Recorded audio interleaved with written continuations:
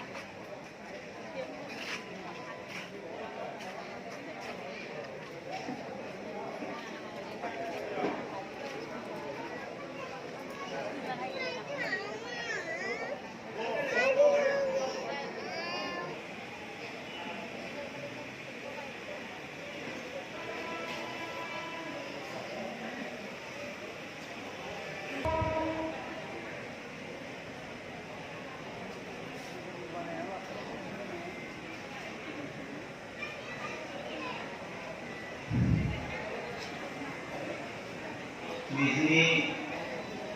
সত্ৰৰ উদ্যোগত আয়োজন কৰা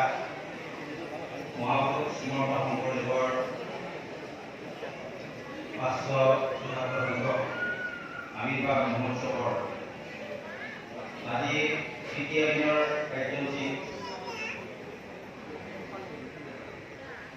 এই যুৱ সমাৰোহত মুখ্য অতিথি হিচাপে উপস্থিত থকা আমাৰ পৰম শ্ৰদ্ধাৰ অনুষ্ঠান যুৱ সমাৰোহ আমি অনুষ্ঠিত কৰি আহিছোঁ আৰু আমাৰ এই যুৱ সমাৰোহ অনুষ্ঠানত আমি বিশেষভাৱে আমাৰ যি সত্ৰীয়া সংস্কৃতি এই সংস্কৃতি কিছু অনুষ্ঠান ইয়াৰ স্থানীয় শিল্পীসকলে পৰিৱেশন কৰে। ইয়াৰ উপৰিও আমি বিভিন্ন ঠাইৰ পৰা শিল্পী নিমন্ত্ৰণ কৰি আনি ইয়াত অনুষ্ঠান কৰাৰ ব্যৱস্থা কৰোঁ আৰু ইয়াৰ মূল উদ্দেশ্য হওক যে আমাৰ এই অঞ্চলৰ ছাত্ৰ ছাত্ৰী যুৱক যুৱতীসকলে বিশেষকৈ ছাত্ৰ ছাত্ৰীসকলে শিক্ষা গ্ৰহণ কৰাৰ উপৰিও যাতে আমাৰ এই সত্ৰীয়া সংস্কৃতিৰ লগত তেখেতসকল জড়িত হ'ব পাৰে। গুৰুজনাৰ যি বিকাশ সৃষ্টিৰাজি এই সৃষ্টিৰাজি যাতে আমি প্ৰচাৰ আৰু প্ৰসাৰ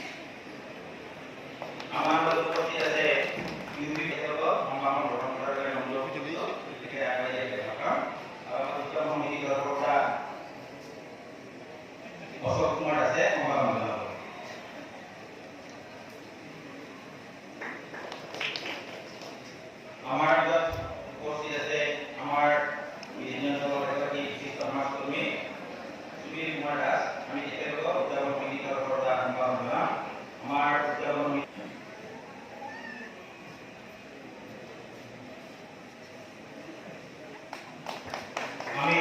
চিনাকি কৰাইছোঁ আমাৰ বিজেপি পৌৰসভাৰ সভাপতি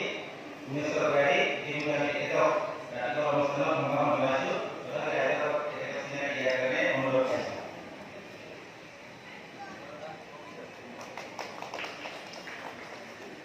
আমাৰ যিখিনি অৰ্থ প্ৰতিষ্ঠান সমিতি মাননীয় সভাপতি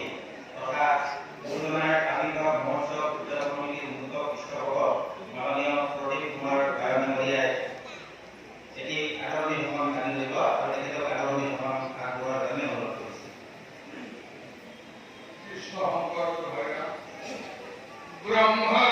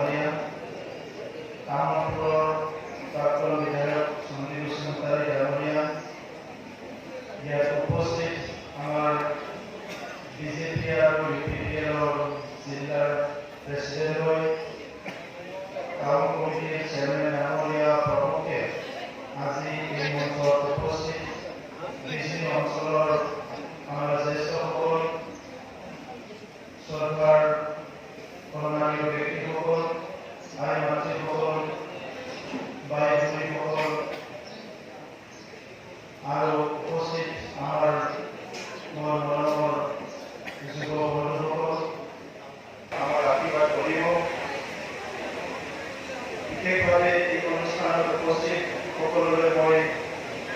আমাৰ গুৰুজনাৰ জন্ম জয়ন্তী উপলক্ষে মোৰ শ্ৰদ্ধা আৰু